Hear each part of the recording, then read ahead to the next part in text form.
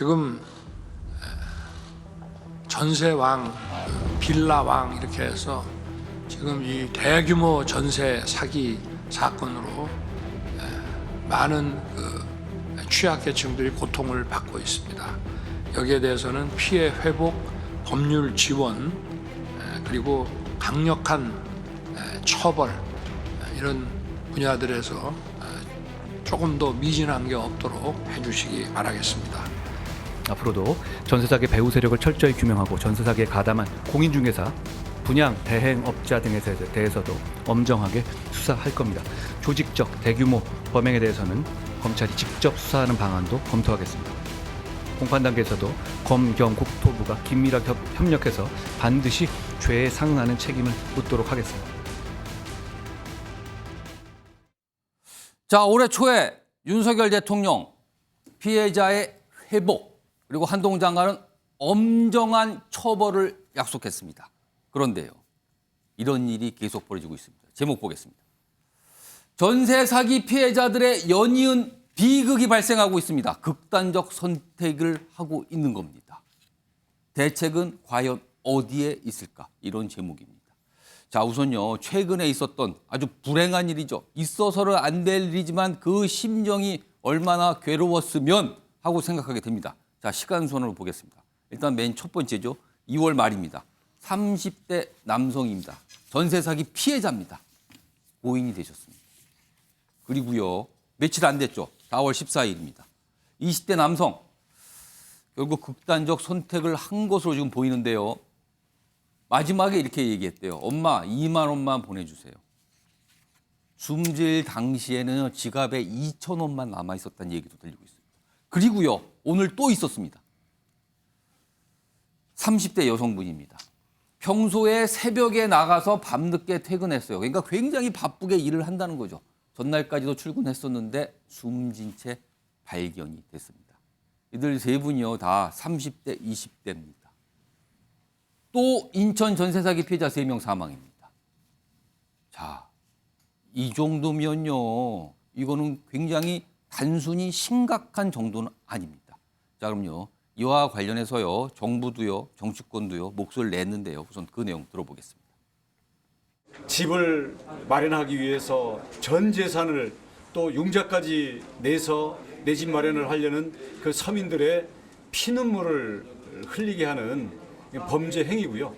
나라 경제야 병들든 말든, 그리고 국민들이야 피눈물 흘리든 말든 자신들의 범죄적인 수익을 가져가려는 이러한 유독가스 같은 이러한 부동산 시장에서의 이 범죄 세력들을 발붙일 수 없도록 제도도 만들고, 지금도 죽을 만큼 괴로운 심정으로 하루를 버티는 피해자가 수도 없이 많을 것입니다.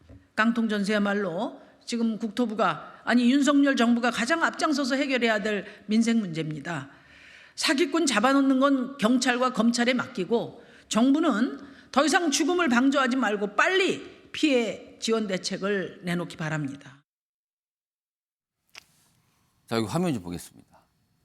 방금 전에 소개해드렸는데요. 이 전세 사기의 피해자, 그럼 사기꾼이 있을 거 아닙니까? 이 사기꾼으로 지금 지목된 이 인물은 수천 채를 자기 명의로 갖고 있다 그래요. 수천 채를요. 그런데 중간에 그게 제대로 유지가 안 돼서 연체되고 문제가 발생했는데 그걸 알면서도 전세를 주고 전세 가격을 올려받고 그런 겁니다. 그러면서 이 20대 남성이 피해자가 됐던 거예요. 여기 보면 엄마 2만 원만 보내주세요. 그러다 어머니는 더 묻지 못하고 아들에게 10만 원을 송금했는데 지갑에는 현금 2천 원뿐이었다. 굉장히 뭔가 경제적으로 어려워진 거죠. 전세금 자체를 이미 다 떼이게 생겼으니까. 그러면서 생활고도 호소했고 뭐 이런 얘기가 좀 나왔습니다. 얘기 좀 해보겠습니다. 전용기 더불어민주당 의원 나와 계신데요. 이거 정치권에서 사실 좀 뭔가 각별한 관심 그리고 각별한 좀 책임감을 가져야 될 거라고 많은 분들이 지금 얘기해 계시거든요. 이쯤 되면 처벌도 처벌이지만 피해자에 대한 지원이 중요한데 지금 이거 뭘 할 수 있습니까, 지금요? 그러니까 뭐 민주당 대책에서도 이야기를 했는데요. 그 예. 주택도시기금에서 피해자를 선구제한 뒤에다가 만약에 문제가 됐던 것을 바로 잡아야 된다 이렇게 얘기한 바가 있습니다. 그렇다면은 우선 이분들이 지금 피해 금액이 나오잖아요. 그럼 그거를 어떤 정부 관련 기구에서 먼저 지급을 해주고 그리고 이 사기꾼 등등등 나중에 구상권 청구해서 다시 받아내고 이런 절차를 말씀하시는 건가요? 그렇습니다.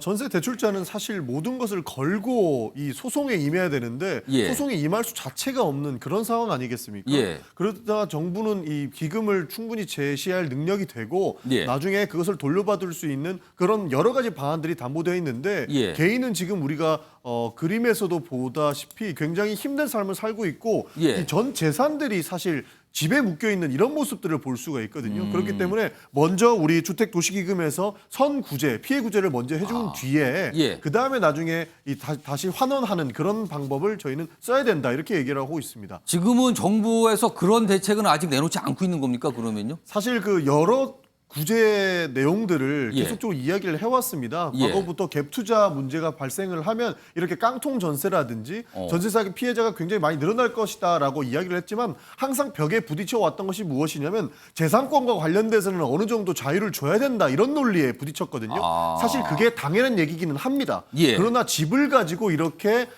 소위 장난을 칠 수 있는 이런 구조는 애초에 더 강력한 처벌이라도 통해서 막았어야 되는 것이 맞거든요. 예. 그래서 지금이라도 더 강력한 규제를 통해서 갭 투자에 대한 규제도 늘려나가야 되겠고요. 깡통 전세는 생각도 못하게끔 불가역적으로 조금 규제할 필요가 있다. 저는 그렇게 생각합니다.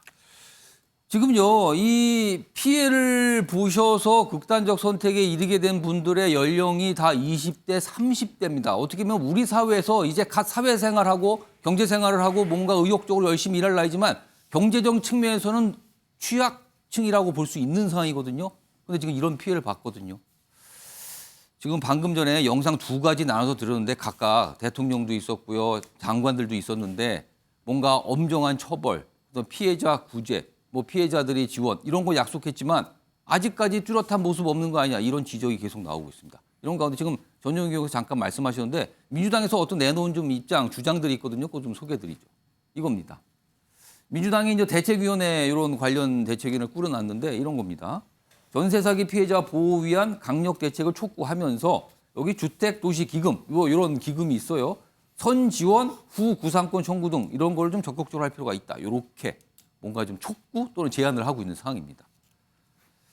조영신 변호사. 네네. 일단 요 내용 좀 평가해 주시고요. 구체적으로 지금 상황에서 할 수 있는 방법이 뭐가 있습니까? 없습니까? 아니면 뭔가 찾으면 나올 수가 있는 겁니까 지금요? 제가 봤을 때는 뾰족한 수가 별로 없는 것 같아요. 그렇다면 피해자들 입장에서는 어떻게 되는 겁니까? 그러니까요. 지금 일단 용어부터 건축왕이 뭡니까? 건축왕이. 건축 악마지. 그런 사람이 무슨 왕입니까? 그 왕이란 표현 저희 정치와이드 안 쓰고요. 그냥 전세 사기꾼입니다. 네네. 그 전세 범죄, 건축 범죄자 차라리 이렇게 하는 게 예, 나을 예. 것 같고요. 보니까 깡통주택 161채로 전세 보증금 125억을 편취를 했어요. 그러면은 수백 명의 100명이 넘는 피해자가 있다는 이야기인데 예. 그런데 전 참 격세지감이라는 생각이 드는 게 예. 지난 정권에서 임대차 3법 해가지고 엄청 난리를 폈잖아요. 예. 그래서 뭐 계약갱신 청구권, 전월세 상한제 운운했었는데 지금 상황이 정반대가 됐던 거죠. 왜 저렇게 전세 사기가 됐느냐. 전세값이 막 오르니까 예. 그냥 뭐 그 깡통 주택이라도 일단 잡아놔야 되겠다 이렇게 생각을 갖다가 했기 때문에 저런 피해가 이루어진 것이 아닌가. 예. 그래가지고 정책이 얼마나 중요한 것인가 저 다시 한번 생각을 예, 했고요.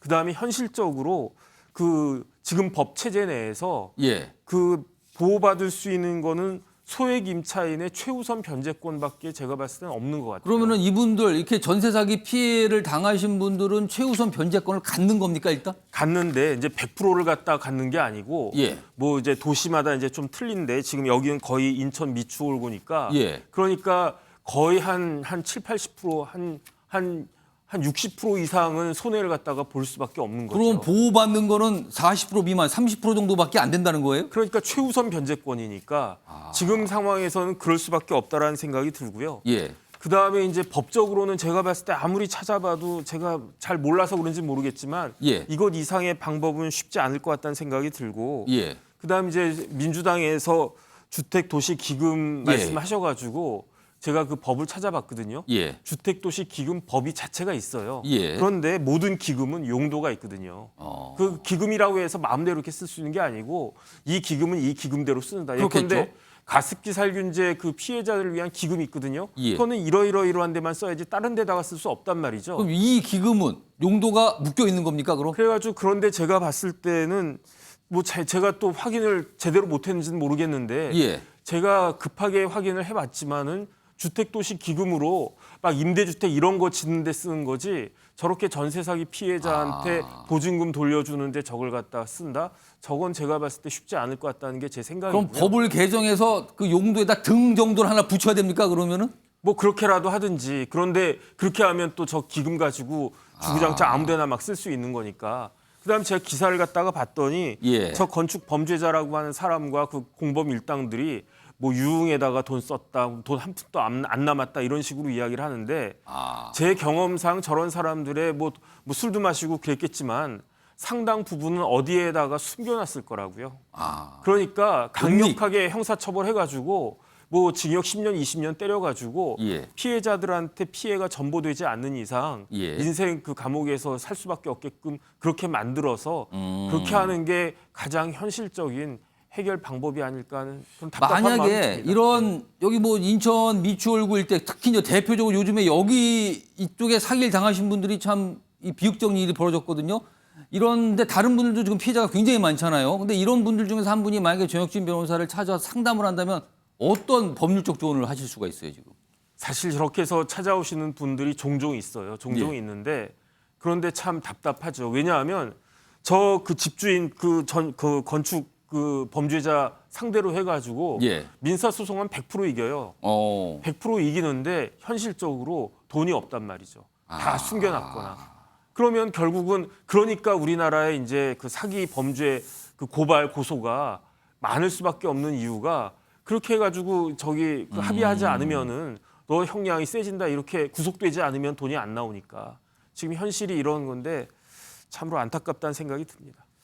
지금 보니까요, 뭔가 현재 있는 제도상으로는 굉장히 갑갑하고 답답한 상황인 것 같아요. 이럴 때요, 여야 정당들이 만나서 이건 좀 진지하고 심각하게 논의해봐서 뭔가 좀 찾아내지 않을까요? 그리고 정부 관계자 불러서 해법 좀 찾아보세요. 안 되면 도와주겠습니다. 만들어 봅시다. 라고 해야 되는 게 지금 아닙니까, 지금요? 답답합니다. 혹시라도요, 정부 집권 토론 이 정부에서 이 관계자분들 이거 보시면요, 좀 간곡히 고민 좀 해주시라고 부탁 좀 드리겠습니다. 자, 첫 번째 이슈 좀 비극 그리고 답답한 상황 좀 달아봤습니다. 다음 주제 넘어가겠습니다. 보시죠.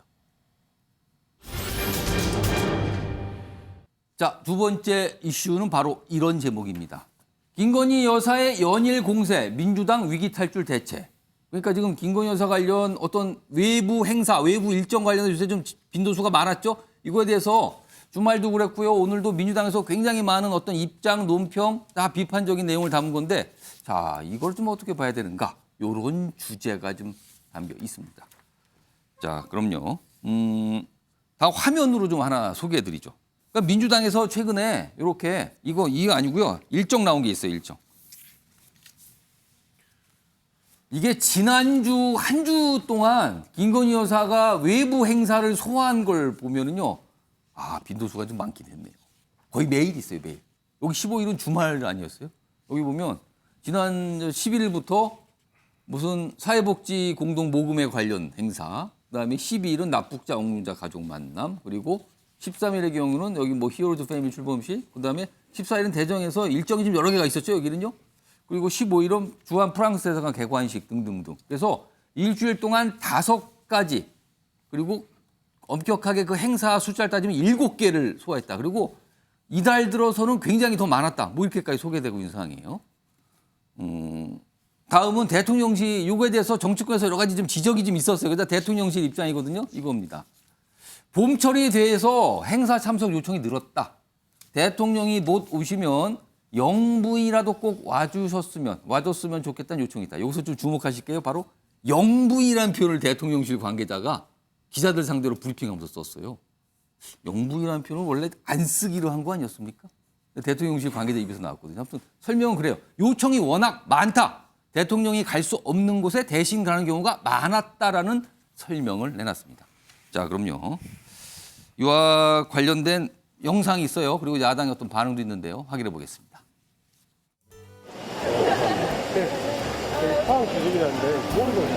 살아있는 거 만져본 처음이에요. 네. 이 이름이 대표되는 큰 돌이. 큰 돌이. 예. 지금 팔지 마세요. 네. 잘 보관할게요. 요즘 좀 경기가 어떠세요? 그냥 먹고 살만해요. 경기가 아무래도 안 좋죠. 한번 세줘보세요. 감사합니다. 맞아요. 아, 그래요? 나무. 아유, 감사합니다. 세지 마시지, 그냥. 언니랑 열심히 해라고 그랬어. 아이 아까워라. 그러면 아까우니까 하나 더. 예, 그냥 기념으로 할까요? 예. 전 제가 딱 맞춰드린 줄 알고 놀랐어요, 저도.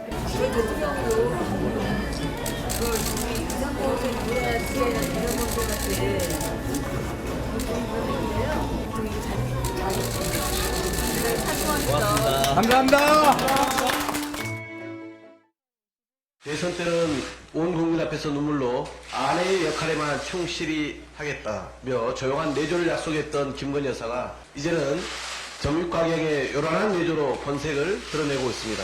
대체 대한민국 국민이 뽑은 대통령은 누구입니까?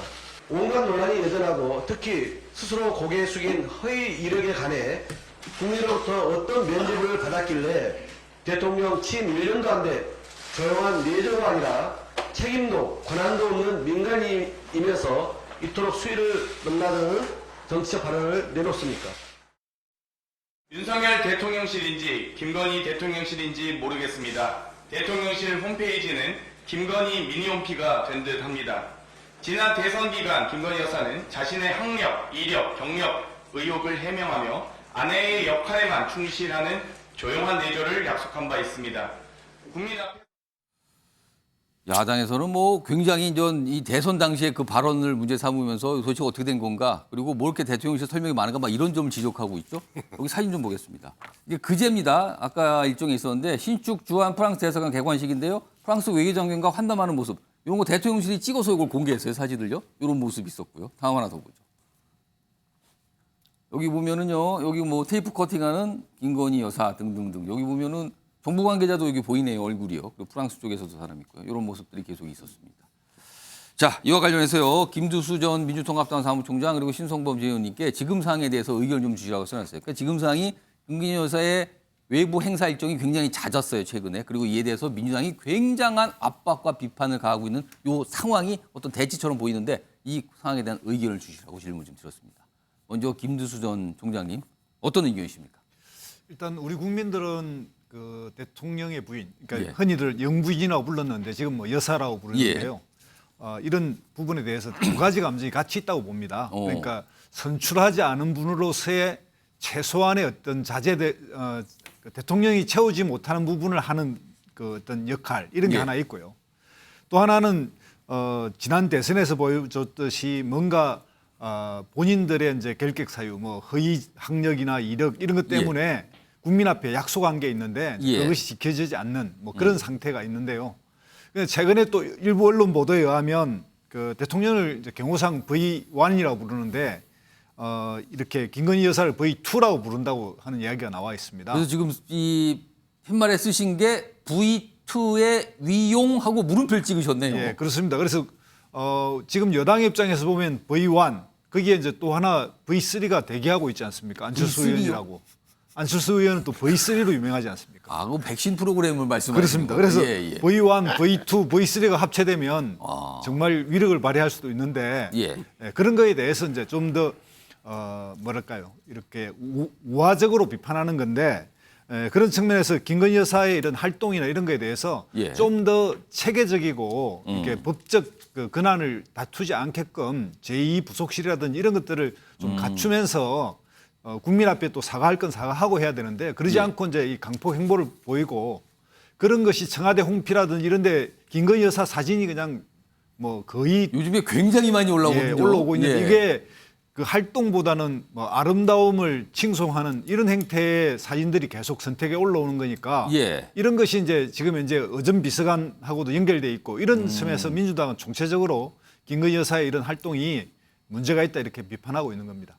근데 최근에 보면 이 민주당에서 계속 김건희 여사에 대한 압박 그리고 공세 수위가 높거든요. 당내 약간 내용 이런 거를 좀 돌리려는 거 아니냐 이런 시각수인데 거기서는 어떻게 보십니까? 어쨌든 뭐 정치의 입장에서는 당연히 공수가 있고 그런 예. 측면에서 이슈를 돌리려고 하는 측면이 분명히 있을 거라고 생각하는데요. 예. 이제 또 그런 대로 그 사건대로 대응하면서도 현재 대통령실이나 대통령실에서 하는 김건희 여사의 활동이라든지 이런 부분이 국민들이 볼 때 좀 더 지나치고 그런 것이 계속 심하게 가니까 좀 더 대통령 지지율에도 영향이 있다고 생각합니다. 자, 이번엔 신성범 전 의원님 어떤 의견이십니까? 우선 질문을 드리면 대통령 부인이 독자적으로 저런 활동을 하면 안 됩니까? 당연히 되죠. 예. 되는데 그리고 저 내용도 본다면 예를 들어서 공동모금 사회복지 공동모금에 예, 명예회장이 공동모금에. 된다든지 납북자 응유아 가족이 한다든지 나름 예. 소외된 계층에 대한 뭐 그런 표현도 있는 것 같고 예. 봉사활동도 하는 건데 특히나 그 유재국 경이 3년 전에 돌아가셨던 그 가족을 또 보니까 병을 가진 거예요. 선천성 기능 장애가 있는 어린애를 안고 사진 찍어내서 그렇습니다. 요 13일 일정인데 그러니까 이걸 가지고 사실은 악플이 엄청 예. 달렸잖아요. 애가 운다 뭐 근데 보니까 알고 보니까 표현을 못하는 어린애였다. 예, 그거 예. 작년에 행사장에서 만나서 약속을 했고 이번에는 집에 가서 예. 부인이 그러니까 돌아가신 분의 부인 다시 말하면 애 엄마가 보는 가운데서 애 엄마가 좋다고 하는데 이런 게 걸린 거다. 그래서 쉽게 이야기하면 글쎄 제가 보기에는 민주당 입장에서는 아주 우리 김건희 여사는 비호감입니다. 다 싫어하시죠? 이 비호감 각인 효과를 노렸다. 그 지금 비호감 각인 효과 이거를 민주당이 노린 거 아니냐 이렇게 쓰신 당연하죠. 거네요. 제가 보기엔 그런 거예요. 그러니까 사실 저런 문제에 대해서는 마음에 안 드는 게 있을 수가 있는 거예요. 예를 들어서 대통령 부인이 너무 흔히 하는 말로 나댄다. 우리가 대통령 뽑아지 대통령 부인 뽑은 건 아니잖아. 있을 수 있는 이야기예요. 하지만 그렇다 하더라도 야당의 대응이라 하면 제가 보기에는 적어도 원내대표나 최고위원들이 마이크 잡고 공개 석상에서 이야기할 게 아니라 대변인단에서 따끔하게 지적하고 행보에 조심해라 뭐 이렇게 하는 게 맞는 건데 저렇게 너무 집요하게 물고 늘어지니까 오히려 좀 역효과 나는 거 아닌가 싶어요. 물론 김건희 여사에 대한 일반적인 여론이 안 좋은 건 사실일 거예요. 이런 역사도 있는 거고 그다음에 이렇게 이미지가 많이 굳은 측면이 있는 건데 그렇다고 해서 야당이 저렇게 정쟁의 한 구석에 여사를 드디어 부인을 퍼스데이를 끌고 들어가는 것도 또한 굉장히 정치적으로 보이죠. 신성범 씨께 제가 추가 질문 드리면 김건희 여사 지금 굉장히 잦아요. 그러니까 네. 지난 일주일 특히 많았거든요. 뭐 그 전주에도 그래서 이번 달 전체적으로 숫자가 꽤 되는데 이런 김건희 여사의 외부 어떤 공개 행보라고 할 수 있죠. 노출이 됐으니까 이런 행보가 윤석열 대통령 지지율에는 도움이 된다고 보십니까? 이게 지금 사실 정치적으로 또 해석할 여지가 있거든요. 지지율에 도움이 되냐? 예. 굉장히 제가 대통령실 참모라면 도움이 안 될 것 같다는 판단을 하는 게 좋겠어요. 근데 대통령실의 입장도 저는 이해되는 측면이 아무리 국회의원 부인도 말이죠. 예. 국회의원이 못 오면 지역구에서는 사모님이라도 보내주세요. 왜? 국회의원은 서울에서 바빠서 못 오는데 사모님이 예. 오면 그래도 관심이 있다는 지역 사정에 관심을 가진다는 증거로 삼고자 하는 유권자들의 요구가 있는 거예요. 예. 또 범죄이기 때문에 많이 늘어났고 심지어는 김건희 여사에 대해서는 강기정 광주시장이 광주 비엔날레 와주십시오 했다가 그렇죠. 초청했잖아요. 그랬다가 굉장히 또 논란이 비난받았었고 됐죠. 또 순천 그 정원 박람회도 갔었고 또 대통령이 뭐 영부인 다니고 사진이 찍히면 그 대통령 부인이 앉았던 자리 어디냐고 묻는 사람도 있을 테고 예. 이렇게 되는 것은 저는 뭐 당연한 건데 다만 예. 정치적으로 저한테 물어본다면 예. 특히나 윤석열 대통령 지지율 상승에 영부인의 행보가 도움이 되냐? 예. 도움이 안 되는 것처럼 느껴져요. 전용기 의원께는요, 요 내용과 함께 의견 제가 질문 좀 드릴 텐데, 일단 아까 잠깐 내가 말씀드렸는데 대통령 관계자가 이제 김건희 여사의 행보에 대해서 이제 야당에서 계속 비판 제기를 하니까 그 설명이 이거였어요. 일단 요청이 많아서 그렇다. 그 대통령이 못 가는 거 대신 가는 측면이 있다는 취지의 설명을 하면서 영부인이라도 꼭 와줬으면 좋겠다고 요청. 영부인이라는 표현을 썼어요. 이거 사실 대선 당시에 제2부속실을 폐지하면서 윤석열 대통령 그 즈음에 영부란 표현 이거 적합하 지금 시대가 안 맞는다. 쓰지 않도록 하는 게 좋다. 이렇게 얘기를 한 바 있는데 대통령실 관계자가 이 표현을 썼거든요. 이거 포함해서 의견 주시죠. 이제는 대놓고 활동하겠다라는 걸밖에 안 읽힙니다. 아. 사실 영부인이라고 지칭하지 않겠다라고 하면서 본인은 공개 활동은 최대한 자제하겠다고 했었습니다. 예. 그 이유가 합격력 위조가 나왔을 때 사과하면서 했던 얘기가요. 돋보이고 싶은 마음에 내가 과거에 실수를 한 것 예, 같다라고 했는데 사실 이거는 사법적인 처리를 받아야 되는 부분도 있거든요. 그거 회피하면서 영부인한 이야기도 쓰지 않고 앞으로는 활동을 자제하겠다라고 했는데 이제는 다 끝났다고 상황 판단을 하고 영부인이라는 단어도 쓰는 것 같고요. 예. 추가적으로 이렇게 활동도 굉장히 광폭으로 하는 것 같습니다. 여기에서 저는 그 국회 운영위원회 위원으로서 지적을 안 할 수가 없는 부분이 예. 제2 부속실을 폐지했거든요. 예. 사실 대통령 기록관에 이관되면서 15년 동안은 나중에도 예산이 언제 쓰여져 있는지는 15년 뒤에 나오기 때문에 문제 제기를 할 수는 없지만 우리가 국회 운영위원회에서는 대통령실에서 쓰는 예산 자체를 볼 수가 있거든요. 그런데 제2 부속실을 폐지하고 영부인도 제1 부속실에서 활동을 하면서 그렇죠. 예산이 도대체 영부인하고 쓴 예산은 어디로 갔는가에 대한 물음도 못 묻게 되는 하나 그냥 이게 하나의 덩어리로 그냥 돼 있게 된다는 겁니까? 그렇기 때문에 우리 세금이 어디 쓰여고 있는지, 어디 쓰이고 있는지도 물어볼 수 없는 그런 상황이 되는 것이거든요. 예. 사실 대통령실에 대한 의혹은 굉장히 차고 넘칩니다. 지금 4월 중순인데요. 예. 아직까지 신년 업무 보고도 받지 못했습니다. 이렇게 어떻게든 대통령실과 관련된 내용들을 숨기려고 하는데 예. 김건희 여사까지 광폭 행보를 하면서 그 예산은 어디에 쓰이는지도 물어보지도 못하는 이런 아이러니한 상황. 저희는 문제 제기를 안 할 수가 없는 지점이다. 이런 말씀 드리고 싶습니다. 최근에 민주당에서 김건희 여사 관련해서 또 한 가지 굉장히 공세적으로 뭔가 이렇게 이 지적 어떤 입장을 내고 있는 게 최근에 의전 비서관이 새로 임명이 됐거든요. 그 내용이 있습니다. 여기 화면 좀 보겠습니다. 여기 보면은요, 사실은 원래 다른 의전 비서관이 있었는데 사퇴를 했죠. 그래서 당시에도 좀 여러 가지 얘기가 있었는데 사퇴 한 달여 만에 직무 대리를 맡던 김승희 신임 의전 비서관이 임명이 됐어요. 최근에. 근데 보니까 이게 이제 여러 가지 이제 양쪽에서 주목을 한 거죠. 김건희 여사 대학원 동기다. 그리고 행사 전시 기획 이런 쪽에서 좀 일을 했던 분이다. 근데 이 부분이요. 아니 이거 뭐 아는 사람을 시킨 거 아니냐? 대학원 동기. 요 지점을 또 이 야당에서는 굉장히 좀 주목을 하고 있는 거죠. 다음 보겠습니다. 여야가 이제 각각 입장을 좀 내고 있는데 이 사안에 대해서요. 여기 보면 야당에서는 영부인 측근 경영 첫사례 아니냐? 이게 뭡니까? 여기 보면 윤김 공동정부냐 안 봐. 이렇게까지 얘기를 해요.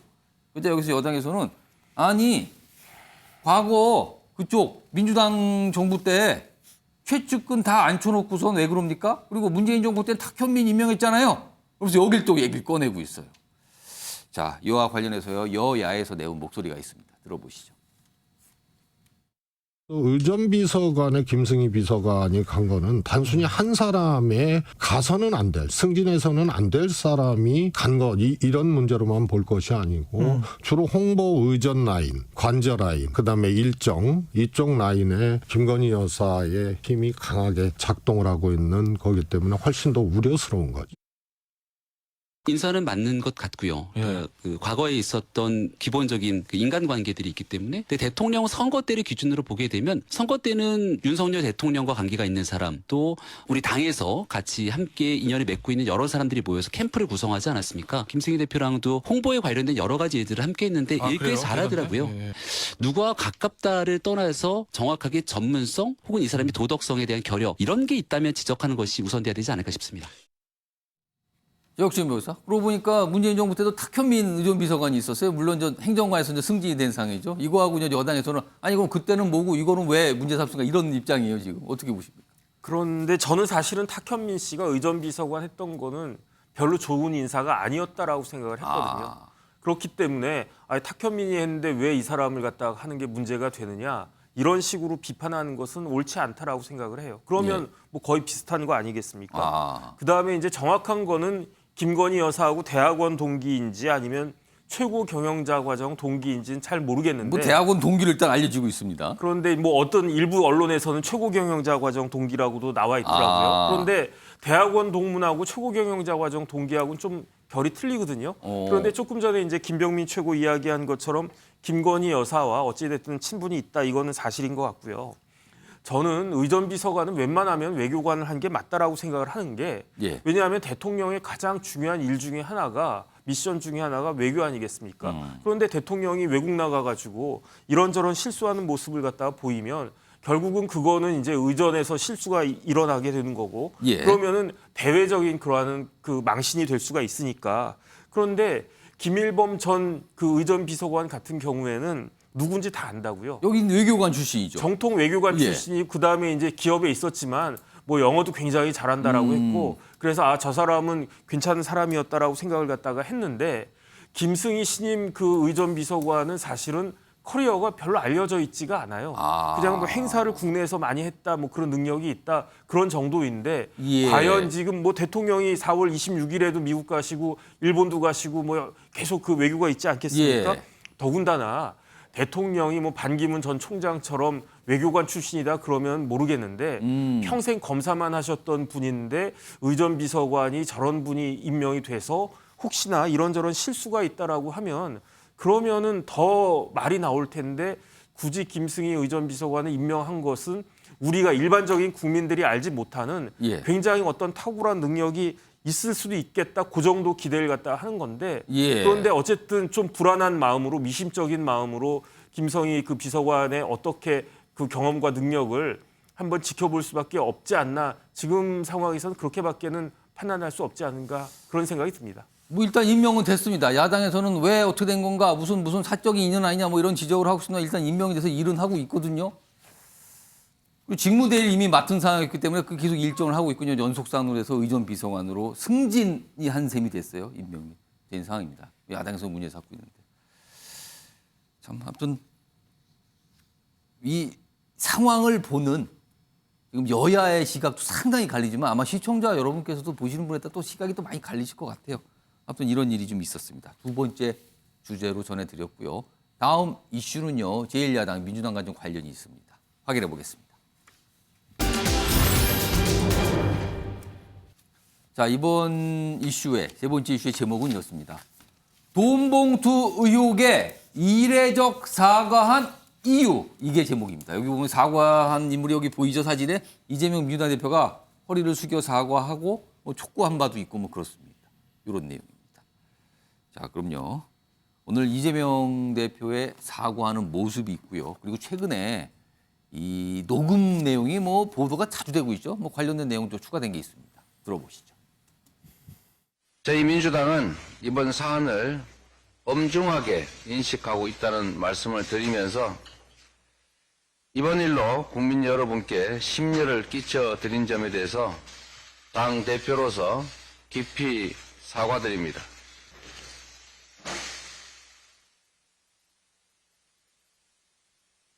이를 위해서 송영길 전 대표의 조기 귀국을 요청했다는 말씀도 드립니다.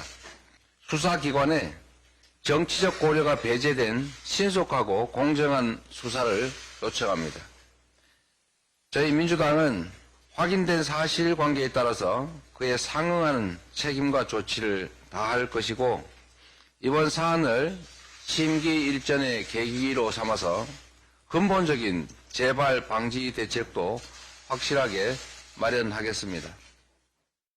지난번에 얘기했던 거는 일단 저기서 하고 다 얘기를 했어. 그냥 내가 받아서 내가 좀 줄 거야.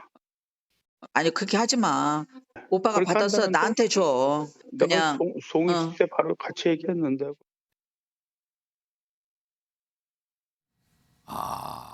여기에 뭐가 막 이름들이 자꾸 나오죠? 그래서 쭉쭉쭉 뭐가 나옵니다, 지금. 이런 상황이었어요. 일단 오늘 이재명 대표가 사과했던 내용, 이게 이제 오늘 나왔던 뉴스고요. 그리고요, 이 사안과 관련해서 여야 또 목소리도 냈습니다. 뭐 치열하죠, 요즘에 이 사안 같고요. 그 목소리도 들어보겠습니다. 당사자인 송영길 전 대표는 이들과 선을 긋고 있습니다. 이정근 전 사무부총장의 개인적 일탈로 치부하며 자신은 도의적 책임은 느끼지만 모르는 일이라고 일축했습니다. 송영길 전 대표는 프랑스 도피를 즉각 중단하고 속히 귀국해 검찰 수사에 응해야 합니다. 이정근 전 위원장이 구속되기 전에 구속되는 그 시기부터 좀 여러 가지 우려스러운 얘기들이 나왔고 송 대표의 그 인지 시점 인지했느냐 여부도 이제 중요하지만 그 시점도 역시 중요한 포인트가 될 것 같습니다. 인지 시점. 자, 이재명 대표가 오늘 최고위원회의 당 회의가 열렸는데 그 회의 시작하면서 바로 대국민 사과 발언을 한 거거든요. 요약하면 이래요. 당대표로서 깊이 사과한다. 그러면서 이 얘기를 해요. 송영길 전 대표의 조기 귀국 요청했다. 공개적으로 조기 귀국하라고 밝힌 거예요. 요청을. 촉구한 셈이죠. 그리고요 또 수사기관, 검찰이죠. 수사 신속하게 그리고 정치적인 거 고려하지 말고 신속하게 해달라. 이런 요청까지 했습니다. 자, 정혁진 변호사. 이재명 대표의 오늘 몇 가지 이런 발표와 요청 왜 했을까요? 정혁진 변호사. 일단은 민주주의의 근간을 흔드는 일이에요.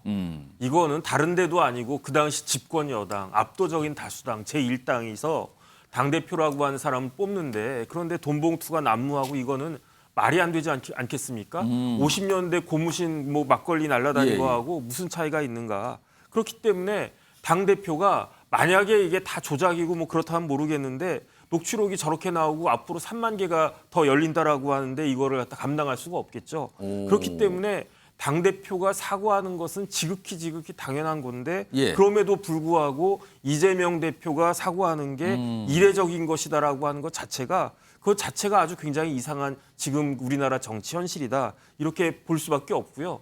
그다음에 저는 또 이해가 안 되는 게 왜 이거를 갖다가 수사기관에 수사 요청을 합니까? 그 민주당의 국회의원들 지금 한 160분 넘게 계시잖아요. 전용기 의원부터 이제 포함해가지고 그 이정근 부총장한테 돈 받은 사람 손들라고 송영길 전 대표로부터 돈 받은 사람 손들라고 하고 만약에 여기서 거짓말한 사람에 대해서는 아주 뭐 출당을 한다든지 제명을 한다든지 당해서 강력하게 조치를 하겠다라고 하면은 수사기관에서 수사하는 것보다 훨씬 더 빨리 그 답이 나오고 훨씬 더 빨리 이게 수습이 될 텐데 그런데 여태까지는 뭐 검찰은 뭐 맨날 뭐 민주주의 악이고 뭐 그런 식으로 이야기하다가 이제 와서 수사기관에 수사 요청한다는 것도 웃긴다는 생각이 들고 차라리 수사기관이라고 하지 마시고 이럴 때 고위 공직자를 갖다가 수사할 때 쓰라고 만들어 놓은 게 공수처 아니겠습니까? 그 검찰 못 믿겠으니까 공수처가 수사를 갖다 잘해 주십시오라고 차라리 이야기를 하든지. 차라리 공수처 얘기를 하지. 저는 여태까지 공수처가 1년에 예산이 200억이라고 그러거든요. 뭐 하는지 모르겠어요. 왜 200억이라고 하는 그 큰 돈이 아무것도 안 하는 그 기관에 계속 쓰이는지도 모르겠고 어쨌든 이런 여러 가지 그 것들로 인해 가지고 조금 이례적이다 그런 생각을 많이 할 수밖에 없지 않나 싶습니다. 이 사과한 이유에 대해서 정혁진 변호사는 정상이 이례적으로 보인다 지금 이 상황이 됐습니다. 이렇게 발설하셨는데요. 이런 강도 지금 말씀하시는 순간 지금 제작진이 속보가 들어왔다고 계속 지금 얘기를 하고 있는데 바로 이 속보입니다. 송영길 전 대표, 이재명 대표와 어젯밤에 통화를 했다는 소식이 들어왔습니다. 그리고 조만간 귀국 문제 등 입장을 발표하겠다는 내용입니다. 지금 이게 속보로 들어왔는데요. 다시 한번 말씀드리면요. 어젯밤에 이재명 대표와 통화를 했다. 오늘 오전에 이재명 대표가 대국민 사과를 하고 송영길 전 대표 보고 귀국하라고 요청을 했다. 이걸 공개적으로 밝혔잖아요. 그렇다면 통화를 한 이유상인 거군요. 그렇다면 어제 이재명 대표 그리고 송영길 전 대표가 통화를 통해서 뭔가 얘기를 했을 수 있다. 이렇게 추정이 충분히 가능하고요. 송영길 전 대표 말은 조만간 귀국 문제 등 입장을 발표하겠다. 그렇다면 이거는 프랑스 파리 현지에서 지금 발표를 한다는 뜻으로 보이기도 합니다. 지금 속보가 들어와서 전해드렸습니다. 핵심은 이재명 대표 어제 송영길 전 대표가 통화를 해서 뭔가 얘기를 나눴다는 겁니다. 지금요. 자, 이 얘기 포함해서요. 이번엔 전용기 의원. 이재명 대표가 오늘 대국민 사과. 어떻게 보면 정치권에서 이례적으로 받아들였어요. 왜냐하면 이 사안이 처음 터졌을 때 당사자로 지목된 의원들, 압수수색을 받았던 의원들은 정치 탄압이라는 얘기부터 꺼냈거든요. 근데 주말 동안 가면서 분위기가 바뀌고 이재명 대표가 사과 그리고 송영길 전 대표에 대한 귀국 촉구 이렇게까지 갔거든요. 자, 어떤 이유가 있었을까? 일단 책임 정치 이렇게 쓰셨어요. 설명해 주시죠. 그렇죠. 뭐 이재명 당대표 입장에서는 해당 문제를 해결해야 대한 책임이 있는 것이죠. 그러니까 당의 전반적인 문제로 불거지고 있는 상황이기 때문에 해당 문제를 해결을 해야 되고 사실 문제 해결을 하기 위해서는 송영길 대표께서 파리에서의 일정을 어느 정도 거두어 주고 들어와서 우리 수사선상회라든지 뭐 다양한 방법으로 해당 문제를 풀어야 될 부분이 있기 때문에 저는 책임 정치라고 풀었습니다. 그러니까 이재명 대표가 사실 조사의 권한이 많이 좀 떨어지다라고 이야기를 했지 않았습니까? 사실 처음에는 당에서도 이 조사의 필요성에 대해서 많이 대두가 됐었습니다. 그래서 문제가 있는 사람들을 여러 차례 불러야 된다는 의견도 있었지만 사실상 진실을 밝히기 위해서 할 수 있는 조치들이 크게 많지 않다. 그 영역이 넓지 않다라는 의견들이 있었는데 그 부분에서 더 문제가 불거지기 전에 그러면 대표께서는 사과를 먼저 해야 된다. 국민께 소상의 문제를 밝히고 해결하겠다라는 의지를 표명을 해야 된다라는 입장에서 이렇게 사과가 나온 것 같습니다. 그래서 당연히 해야 되는 사실 정치적 수순이라고 저는 그렇게 보고 있습니다. 혹시 이게 녹음 파일이 계속 공개가 됐잖아요. 근데 거기에 보면 너무나 많은 이름 그리고 정황을 좀 굉장히 뭐랄까요 구체적으로 보여주는 대화들이 오가는데 이런 것 때문일까요? 그리고 하나 더 조영기 의원께 추가를 드리면 앞선 노웅래 의원 건과는 좀 다른 것 같아요. 당시에는 당에서 선긋기 이런 게 없이 이거는 탄압이다 뭐다 계속 그런 얘기를 했었거든요. 이번 건하고 앞서 노웅래 의원 건하고는 다르게 보는 겁니까? 어떤 이유에서 그렇습니까? 사안은 조금 다르게 보는 것 같습니다. 노웅래 의원 건 같은 경우에는 그렇게 우리 그 체포영장 청구를 통해 가지고 국회에서도 표결까지 하지 않았습니까? 그러고도 두세 달 이상 기소도 하지 않았었어요. 사실 그리고 이 그 현금이 어디에서 나왔느냐라는 그 출처 같은 경우에도 경조사 비용이고 뭐 여러 가지 근거들을 제시했었고 사실 수사를 하면서도 이 금액들이 정확하게 내용들이 나와 있는데도 불구하고 하나에 모아서 마치 이게 검은 돈인 것처럼 이렇게 만들었던 것에 대해서 노웅래 의원 건은 문제가 있다. 수사가 정치 탄압으로 흘러갈 수 있다라고 판결을 한 것 같고 사실 이번 건 같은 경우에는 그 근거나 증거들이 사실상 좀 명료한 부분들이 있습니다. 구체적으로 나오는 것 같다 지금은. 그렇습니다. 그렇기 때문에 해당 부분을 정치 탄압으로만 규정 짓기에는 좀 어려운 부분이 있다. 만약에 이게 탄압 부분이 있다면 사실 이정근 부총장이 이미 구속된 지가 1년이 넘었거든요. 사실 그리고 2021년 당대표 선거이기 때문에 2년이 지난 이런 사건인데도 불구하고 이제서야 대통령의 지지율이 떨어지니까 꺼내는 이 모습, 기소의 시점, 그러니까 이제 수사의 시점 같은 경우에는 정치적 탄압이라고 이야기할 수 있었지만 해당 사건에 대해서 나오는 근거라든지 증거들은 상당히 명료하게 나오기 때문에 진실을 밝히는 것은 사실 빠르게 진행돼야 된다. 그래야 당에 대한 부담도 조금 덜고 갈 수 있다. 이렇게 판단한 것 같습니다.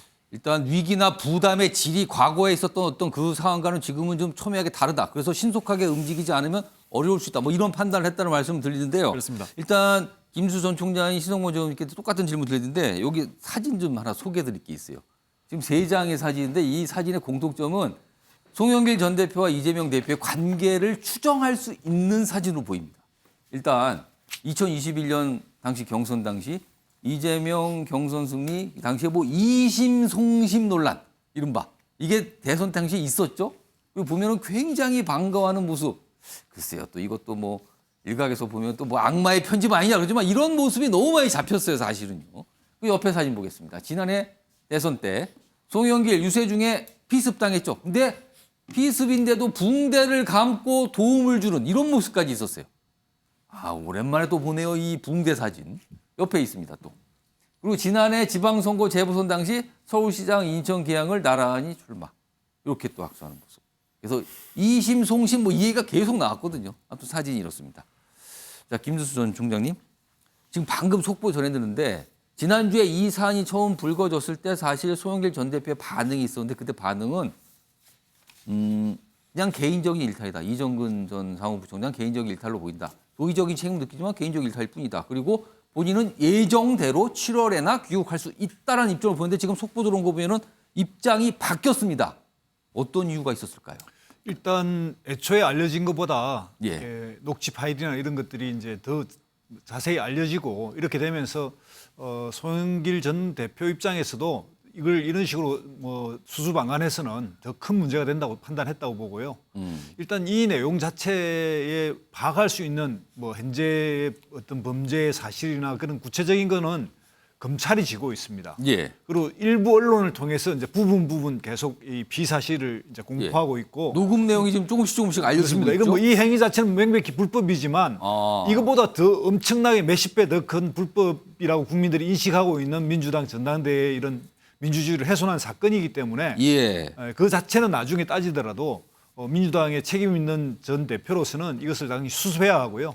그런 측면에서 이제 송영길 대표가 조기에 귀국하는 것은 필요해 보입니다. 그런데 다만 지금 현재 검찰도 구체적 사실을 내놓고 있지 않고 또 뭐 송영길 대표가 자진 출두 여부를 판단할 수 있는 여지도 아니고 그러니까 조금은 이제 시간이 뭐 필요하고 생각하는데 그동안 민주당 내에서 이 문제에 대한 좀 자체 진상을 규명한다든가 아까 말씀대로 이게 좀 민주당 주도의 이런 재발 방지 대책 등을 확인해가면서 당이 좀 이런 것들을 앞서서 해야 되는데 이런 것을 그냥 검찰에 좀 더 뭐 조속한 수사와 공정한 수사를 촉구하는 걸로만은 좀 부족해 보입니다. 당내 차원의 조사가 좀 빨리 있어야 된다 이 뜻입니까? 예, 당연히 그러면서 송영길 전 대표에 대한 이런 당내의 어떤 조사 이런 것이 이루어져야 된다고 저는 생각하고요. 지금 여기 속보 나왔는데 송영길 전 대표가 어제 이재명 대표와 통화하면서 조기 귀국 문제 등 어떤 입장을 조만간 발표한다는데 그 입장 발표가 혹시 빨리 귀국하는 게 아니라 예정대로 귀국한다 이런 건 아니겠죠? 제가 볼 때는 뭐 예정대로 귀국이라든지 이런 거는 뭐 책임이 있는 전 당 대표로서는 그렇게 하시면 안 될 것 같고요. 뭐 여러 일정이 있고 약속이 있겠지만 그래도 당겨서 오는데 현재 검찰이 소환한 것도 아니고 그렇죠. 아직은 없어요. 뭐 송영길 대표의 어떤 구체적 사실이 드러난 건 딱 하나 있지 않습니까? 녹취에서 송과도 이야기했는데라고 한 건데 그게 뭘 이야기했는지는 또 구체적 사실은 모르기 때문에 그런 차원에서 송영길 대표의 어쨌든 귀국하고 뭐 출두한다든지 당의 내부의 조사에 응한다든지 이런 걸 볼 때는 시간적인 여유는 아직 있다 이렇게 생각합니다. 지금 요 사진 3장 소개드렸는데 지금 다른 3장 사진도 준비되어 있는데 여기는 이정근 전 사무부총장과의 관계를 보여주는 것 같아요. 여기 보면 2018년부터 지난해 재보선까지 쭉 사진인데 이렇습니다. 이정근 전 총장이 선거를 여러 번 출마했는데 그때마다 송영길 대표의 모습이 있었다는 거예요. 그러니까 그만큼 적극적으로 도와주고 뭐 이런 관계였다는 건데 여기 보면 2018년 지방선거 당시 서초군정리에 출마했는데 밖에 업어주는 모습도 나타났고요. 옆에 가겠습니다. 2020년 총선 서초갑에 출마했어요. 이정근 여기 이렇게 후보 이름 돼 있죠. 이렇게 나란히 뭔가 도움을 주는 모습. 그리고 바로 지난해 재보선 당시 서초갑인데 이렇게 같이 유세를 해주는 장면까지 있어서 굉장히 뭔가 각별했던 거 아니냐. 근데 지금 이정근 전 사무부총장이 지금 이 논란의 중심에 서 있는 거거든요. 그래서 자, 신성범 전 의원님. 그래서 지금 보신 가운데 하나 빠진 게 2016년 국회의원 선거를 서초에서 나온 거예요. 2016년? 네, 떨어졌잖아요. 떨어지니까 2년 후에는 구청장 나오고 또 떨어졌잖아요. 그 다음에 또 잠깐 그 앞에 사진 한번 보시죠. 앞 사진 다시 한번 보여드리겠습니다.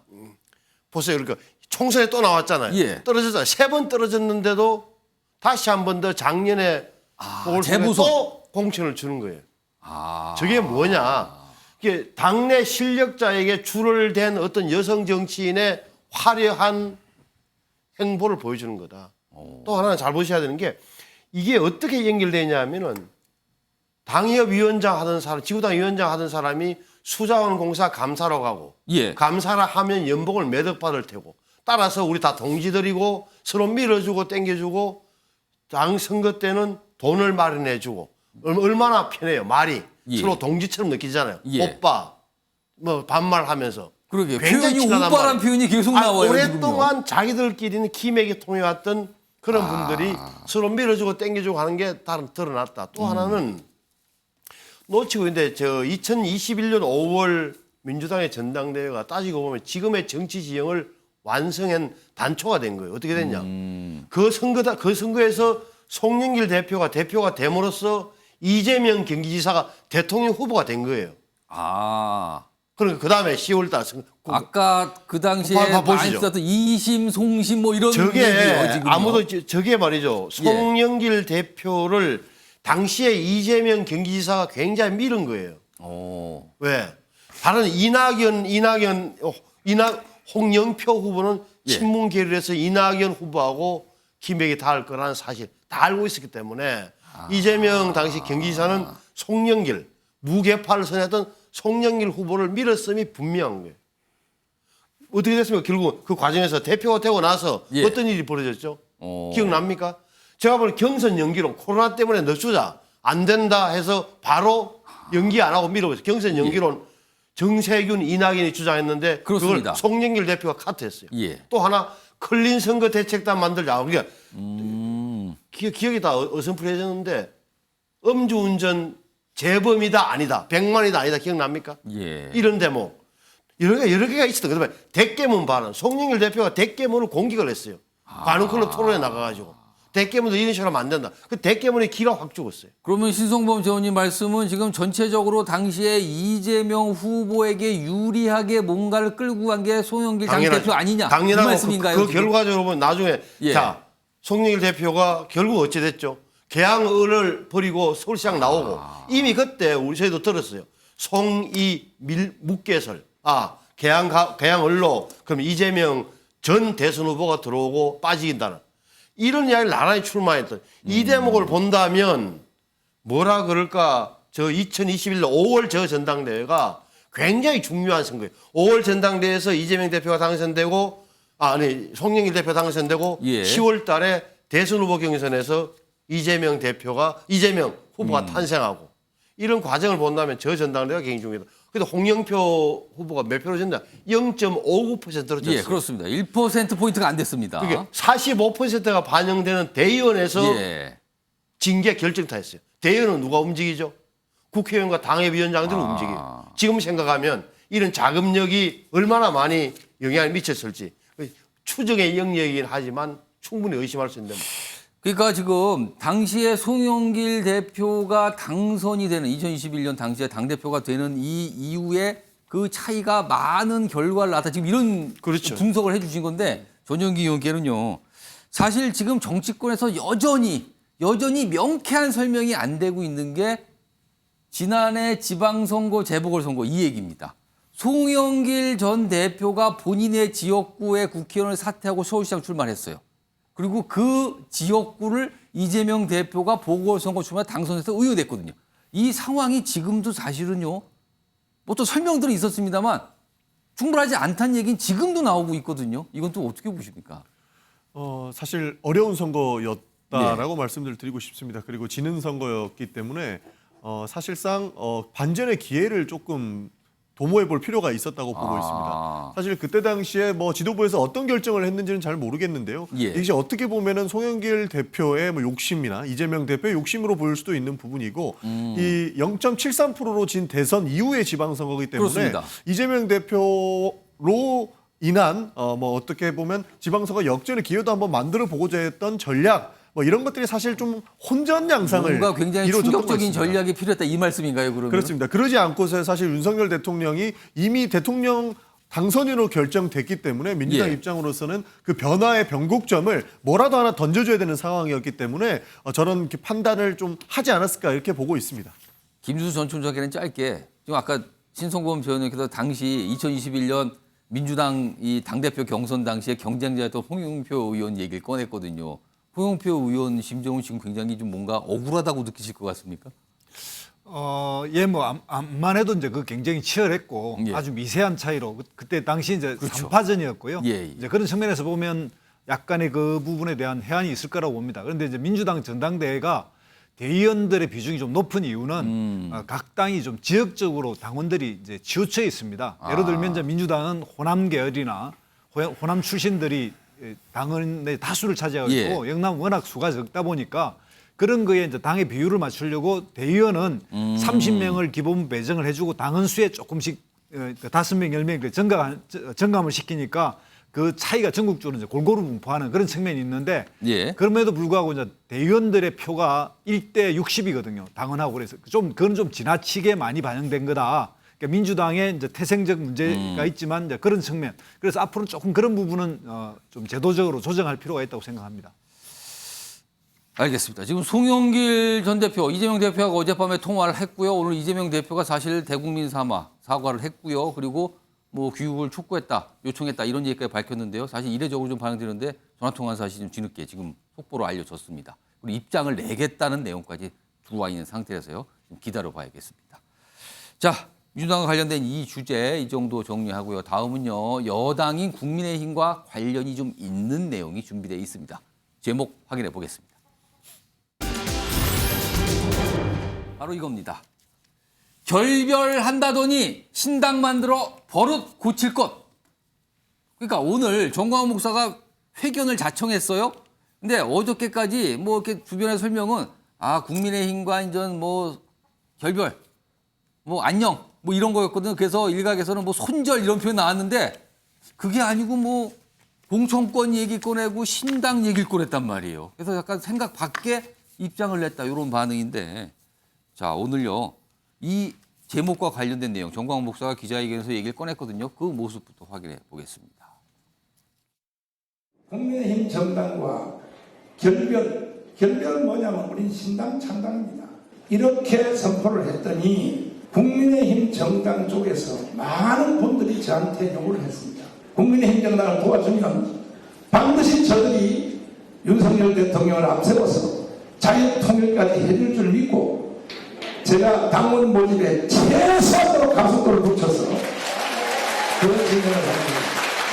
그래서 신당 창당은 몇 주일 동안 보류하도록 하겠습니다.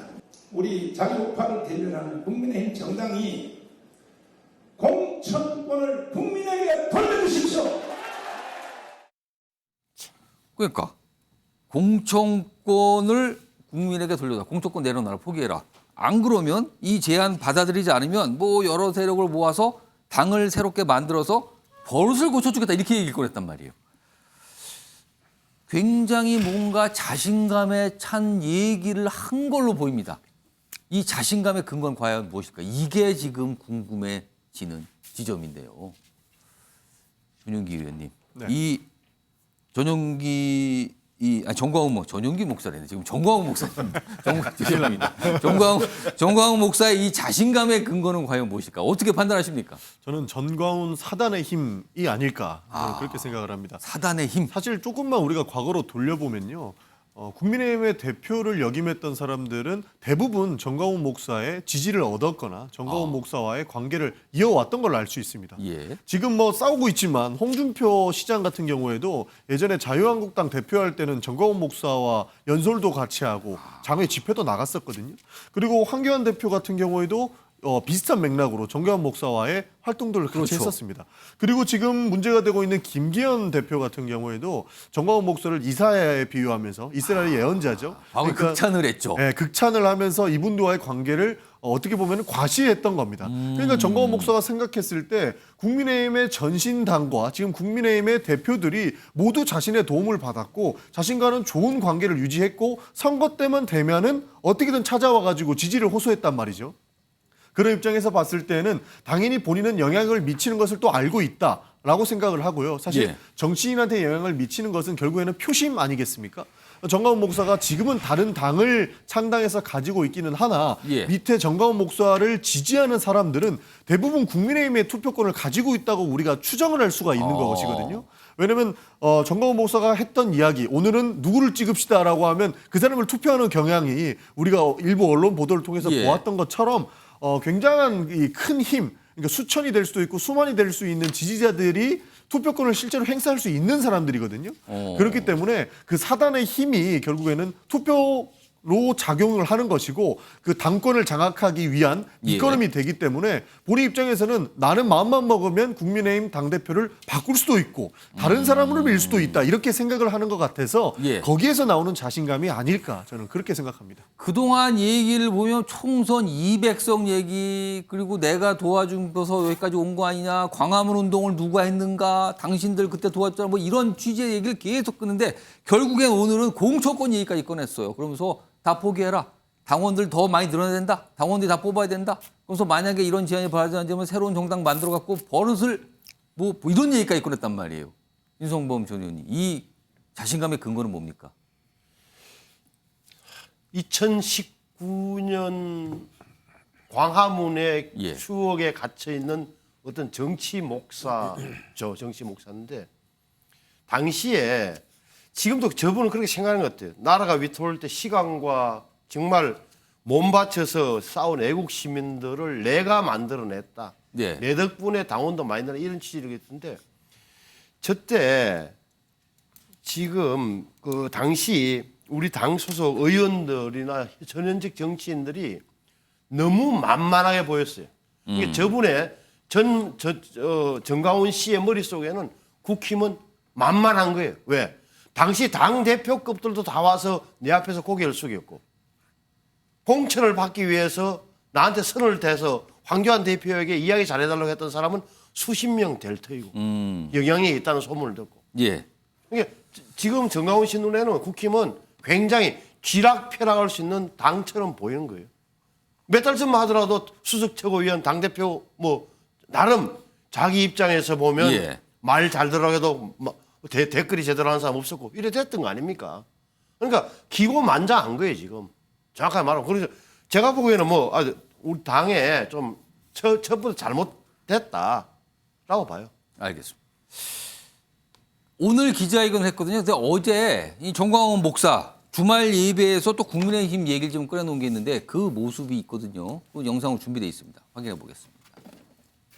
내일 우리 나가주는 선포식 내일 오전 10시부터 한다 우리 교회에서. We're to hold a press conference starting from 10 a.m. tomorrow. 정신 나간 소리 하는 줄 알았어.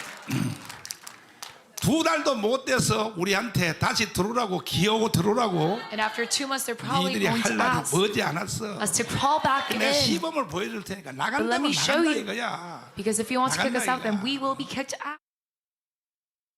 저는 결별이라는 말은 쓰지 않습니다. 지금은 아니다. 잘못한 걸 고치고 그러면 얼마든지 다시 올 수 있는 거죠. 그렇게 정치라는 거는 늘 생물이라고 하지 않습니까? 고치면 받아 써야죠. 김영환 의원이라고 있지 않습니까? 위원장. 그분 주사파의 핵심이었는데 지금 돌아왔잖아요. 그런데 고쳐지지 않으면 같이 쓸 수 없는 거죠. 분명하게 당대표를 비롯해서 저 또한 여러 차례 말씀을 드린 걸로 알고 있습니다. 정광훈 목사가 어떤 행동을 하든 어떤 말을 하든 당과는 전혀 관계없다. 그리고 당은 전혀 단 1도 영향을 받지 않는다. 이 부분을 명확히 말씀드리겠습니다. 하태경 의원이 말씀하신 당원 전수조사를 어떻게 하시겠지? 하태경 의원이 안을 내시면 뭐 혹시 당 대표가 검토할 수 있지 않겠습니까? 당 지도부에서 한번 들어는 볼 수 있지 않을까 싶습니다. 역시 변호사 지금 김기현 대표도 그렇고 국민의힘에서 지도부 차원에서는요. 정광훈 목사와 국민의힘은 단 1도 관련이 없다 계속 반복적으로 얘기해요. 근데 진짜 국민의힘의 지지층이라든가 여론은 그렇게 받아들입니까? 글쎄요. 저는 민주당에 개딸이 있으면 국민의힘에는 전목이 있다 이런 생각이 들고요. 그런데 좀 더 심각한 것 같아요. 왜냐하면 그 개딸들은 어떻게 이야기하냐면 야, 저 사람들은 종교 집단 같다 이렇게 이야기하잖아요. 그런데 전광훈 목사는 종교 집단이란 말이에요. 더 간다는 겁니까 지금? 그러니까 정교가 분리돼야 되는데 이걸 완전히 합체시키는 거 아닌가. 그렇기 때문에 저는 국민의힘과 전광훈 목사는 제 개인적인 생각이지만 숙주와 기생충 아닌가 그런 생각이 들고요. 전광훈 목사의 전성 시대는 언제였냐면 문재인 대통령 때였어요. 왜냐하면 그때는 국민의힘이 쓸 수 있는 자원이 아무것도 없었어요.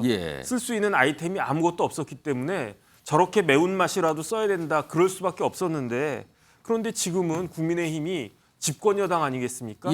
쓸 수 있는 공적 여러 가지 자원들이 굉장히 많은데 그럼에도 불구하고 전광훈 목사 같은 사람한테 저렇게 휘둘리는 모습이 그러니까 이제 지지율이 더 떨어지는 거 아닌가 저는 그런 생각이 들고요. 더 이상 국민의힘은 전광훈 목사의 숙주 역할을 이제는 그만둬야 된다. 명확하게 선을 그어야 된다. 개인적으로 그러길 바랍니다. 김주수 전 총장님은 과거에 사무총장으로서 당 살림이나 당 운영을 해보셨잖아요. 이럴 때 당은 어떻게 할 수 있습니까? 이런 상황에서는. 당연히 일단 저런 선언을 해야 되고요. 문제는 지금 법적으로도 이중당적은 뭐 사실상 밝힐 수는 없지만 또 은밀한 의미에서 당이 조사하면 또 이중당적자도 나올 수 있고요. 뭐 10,000명을 열었을지 50,000명을 열었을지 모르지만 현실적으로 이번에 영향을 미친 것도 사실이고요.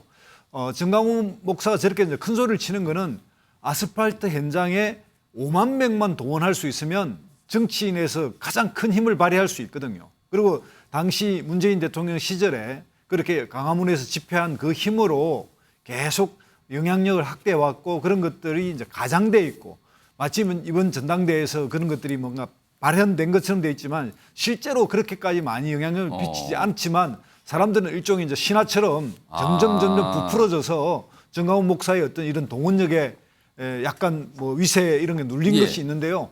뭐 마침 요구한 대로 만약 공천권을 당원해 주면 미국의 티파티처럼 특정하게 자기들의 말을 안 듣는 국회의원 후보는 떨어뜨리겠다 이런 게까지 나오는 그런 협박까지 이제 하고 있는 그런 상태로 보입니다. 아주 심각합니다.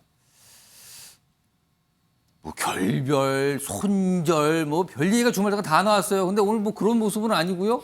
오히려 더 뭔가를 제안하고 뭔가 엄포를 놓은 셈이 돼버렸습니다. 지금. 뭐 아무튼 좀 국민의힘도 약간 복잡한 상황이 좀 있습니다. 다음은 마지막 주제인데요. 일본에서 있었던 일, 주말 동안에 많은 분들이 좀 관심을 가졌죠. 그 내용 지금부터 다뤄보겠습니다. 자, 일본 기시다 총리의 폭탄 투척이 됐죠. 아베 피격 9개월 만에 또 옵니다. 일본 내에도 한탄이 나오죠. 도대체 이게 어떻게 된 일이냐, 이런 일이 왜 자꾸 반복되는가. 그 사이에 짧은 기간 사이 이겁니다. 지금요. 자, 이와 관련된 영상 준비된 게 있거든요. 먼저 확인해 보겠습니다.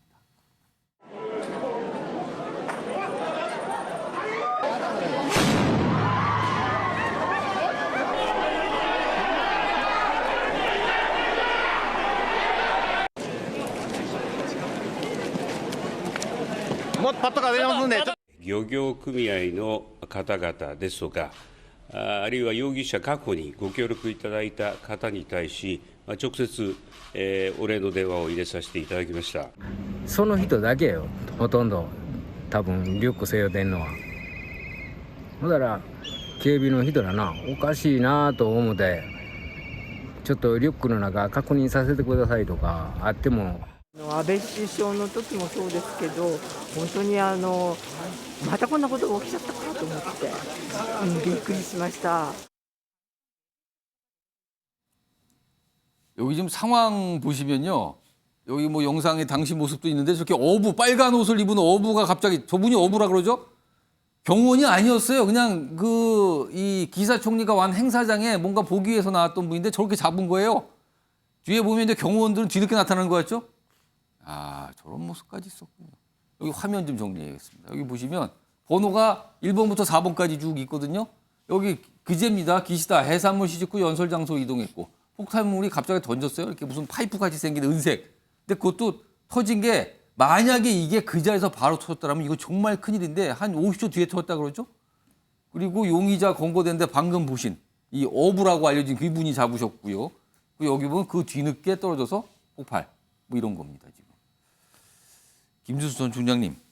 이게 아베 전 총리 피격 때가 여러모로 좀 유사한 상황이 벌어졌는데 그나마 이제 이거는 인명피해가 없이 범인을 잡은 건데 일단 경호가 이게 어떻게 된 건가 말하니 깜짝 놀랐고요. 그리고 결국은 민간인인 어부가 범인을 먼저 잡았어요. 일단 이게 많은 분들이 뭐 이른바 이제 헤드락을 걸어서 잡았다 이렇게 나오는데 이게 잡긴 잡았는데 이거 진짜 일본 정부 입장에서 난감한 거 아닙니까 이거는? 일본 사회에서 일단 저 어부가 상당히 영웅화된 것 같은데요. 그냥 영웅화되는 걸로 끝나는 겁니까 그냥? 근데 문제는 뭐 전 세계에서 대한민국 같은 경우에는 경호가 1, 2위 뭐 미국 다음으로 경호가 잘 된다고. 우리는 경호가 굉장히 강한 나라로 알려져 있죠. 그리고 70년대 또 그런 사건이 있었기 때문에 그런데요. 다만 이제 선거 유세 때는 박근혜 당대표 시절에 한번 그때도 있었죠. 한번 있었죠. 근데 유세 때는 조금 그게 이제 힘들긴 한데 물론 그때는 이제 VIP 대통령은 아니었지만 그런 건데 일본 같은 경우에 저는 이제 유세가 있었고 또 아베까지 있었는데 이런 부분에 대해서 너무나 경호가 허술해 보이고 전례가 있었잖아요. 전례가. 예, 그렇습니다. 현장 자체에 만약에 저 폭탄이 던지자마자 터졌다면 상당한 피해가 있었을 것 같은데 이거는 큰 불상사일 수 있었어요. 예, 그러니까 이제 그런 걸 보면 일본의 저런 경우는 한국에서 볼 때는 이해 안 가는 정도의 정말 어설프고 저런 경우 일설에서 그래서 일본에서는 저게 좀 뭐 음모론도 있습니다. 좀 유도된 혹시 자작극 아니냐. 자작극이요? 예, 그런 경우까지 이야기가 나오고 있다고 합니다. 폭탄이 어떻게 시차를 두고 또 폭발했다는 점도 사람들이 뭐 이렇게 늦게 폭발하냐 그랬는데 물론 다행입니다만 이게 보면은 무슨 빨간 옷을 입었는데 뭐 눈꽃 조끼를 입었다 뭐 이렇게까지 일본 언론들 그렇게 보도한 상황이에요. 신성범 전 의원님. 네. 사실은요, 일본이 지금 국제회의를, G7 회의 이런 게 지금 일부 있고 또 열리고 막 이러잖아요. 근데 이 정도면 이거 일본을 방문하는 이른바 VIP들, 각국 정상들 이거 일본 경호 믿을 수 있습니까? 이 정도면? 그런 의문이 당연히 생길 수밖에 없는 상황이 됐다.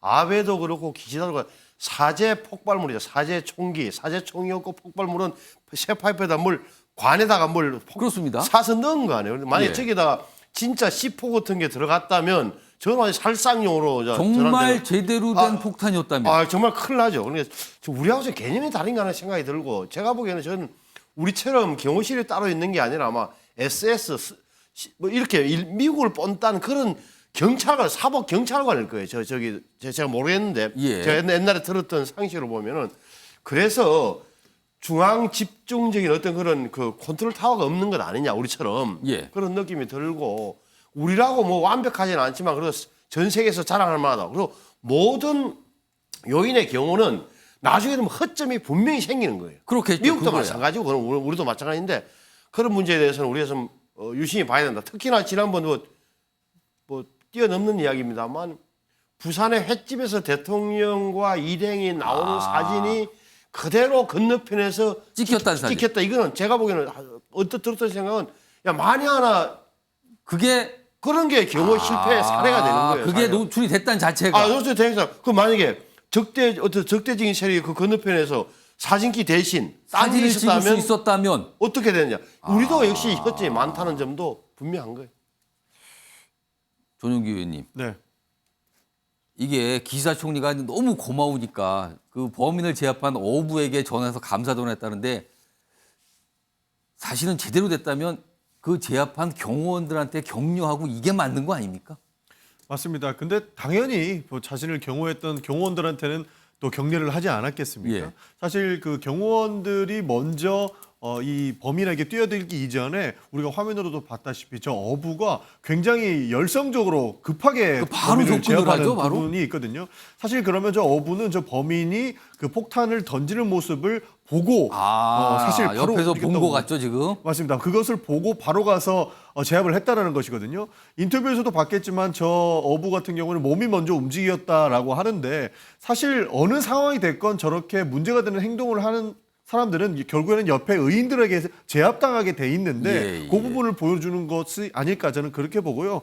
사실 앞으로 세계적인 이런 행사들을 일본에서도 많이 치를 텐데 오늘이 아니죠. 이 사례를 통해서 이제 주도적으로 경호를 할 수 있는 그 주체가 일본에게서는 조금 멀어지지 않았을까 이런 의심도 좀 해봅니다. 사실 대한민국에서도 우리 대통령께서 일본에 갈 때 일본 경호 못 믿겠다. 우리 경호원들이 가서 오히려 더 해당 문제가 일어나지 않겠다라고 이야기를 한다면 일본에서는 그걸 받아들일 수밖에 없는 그런 상황이 됐거든요. 지금 말씀하셨는데 지금 속보처럼 이 자막은 나오고 있거든요. 이번 폭탄 테러의 대통령실 윤석열 대통령 순방 경호 일정 전면 재검검하겠다. 맞습니다. 이런 데에서는 이제 일본 경호팀들은 세계적인 이제 비난을 받을 수밖에 없는 그런 상황이 됐다. 이런 말씀도 드리고 싶습니다. 정진 변호사, 아까 이 빨간 옷을 입은 그 어부가 그 범인을 잡을 때 그 범인은 이미 또 하나 뭘 들고 있었거든요. 근데 그건 못 던진 것 같아요. 자, 이렇게 되면은 일본 경호팀, 일본 정부의 각국의 경호팀이 잔소리가 많아지는 거 아닙니까? 이렇게 되면은. 이거 해라 저거 해라 이거 점검해봤냐? 만든가? 이런 거 아닙니까? 그다음에 그 배낭에 칼이 있었대요. 13cm짜리. 그런데 제가 봤을 때 그 어부가 연세가 지긋하신 분이잖아요. 경험이 많은 사람이잖아요. 보니까 이상했다고 그랬잖아요. 조금 전에 자막에도 나왔지만.